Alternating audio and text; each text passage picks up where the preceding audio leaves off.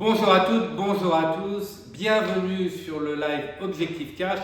Vous connaissez le principe, chaque semaine des nouvelles questions sur le management de transition ou sur la direction financière opérationnelle. Cette semaine, 3 nouvelles questions. Première question, Brigitte, c'est ma première mission comme CFO pour un fonds d'investissement.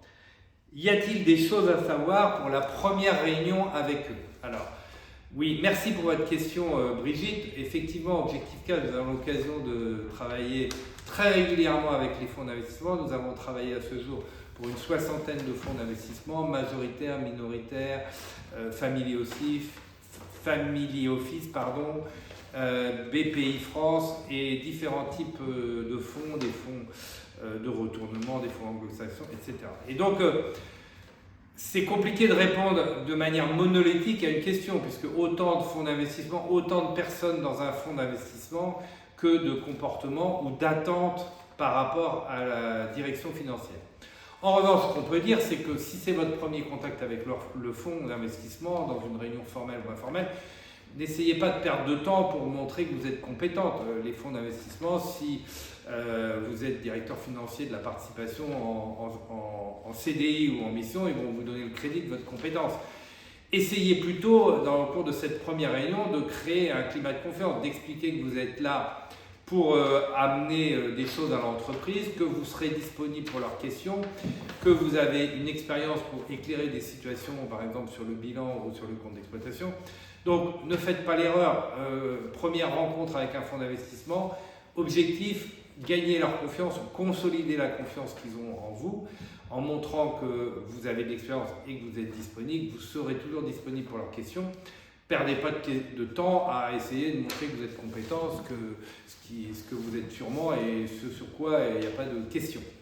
Deuxième question, Clémence. Je cherche des missions dans une entreprise qui ait des valeurs et qui respecte les miennes. Avez-vous des missions de ce type? Alors, merci pour votre question. Ça me fait un peu penser à la pub Maïf en ce moment où il y a un personnage qui dit que dans le privé, c'est compliqué, c'est un monde de requins, qu'il faut savoir naviguer, etc. Bon, écoutez, nous, les missions, les clients Objectif Cash sont des grands groupes, des ETI, des PME adossés à des fonds d'investissement, des gens qui sont tout à fait respectables, des acteurs de place qui respectent les lois et les règlements. Voilà, il faut leur faire confiance. Bien évidemment, si vous êtes en mission ou si vous cherchez un CDI dans une entreprise, il faudra apprendre à vivre avec les gens. Mais nous, en ce qui concerne Objectif Cash, nos clients, on leur donne le crédit qui respectent les lois, les règlements, les personnes, les règles d'écologie, les règles comptables, fiscales, etc. Donc attention toujours avec cette question de valeur ou de survaleur. On est là pour faire un travail, on n'est pas là pour juger les gens. Troisième question, Emmanuel. Avez-vous des missions dans des belles ETI, 200 à 300 millions de chiffre d'affaires, avec si possible de l'industrie, un peu de services et de logiciels, comme j'avais dans le groupe où j'étais avant, avec idéalement des sujets à l'international à traiter et des transformations à mener? Alors, merci Emmanuel pour votre question. Vous nous dressez un petit peu le portrait robot d'une entreprise qui a l'air de ressembler comme deux gouttes d'eau à l'entreprise dans laquelle vous étiez avant. Alors, on se pose un peu la question de dire pourquoi, si cette entreprise était si belle, pourquoi l'avez-vous quittée? Ou est-ce que vous ne voulez pas revenir en mission dans l'entreprise où vous étiez en CDI? Alors, trêve de plaisanterie, nous, nos clients chez Objectif Cash, donc on le répète à longueur d'année, des grands groupes, des ETI et des fonds d'investissement, nous sommes en contact avec 1 millier d'ETI en permanence à travers le directeur général ou le directeur financier ou le contrôleur financier de ce millier d'ETI. La belle ETI, c'est un peu un fantasme.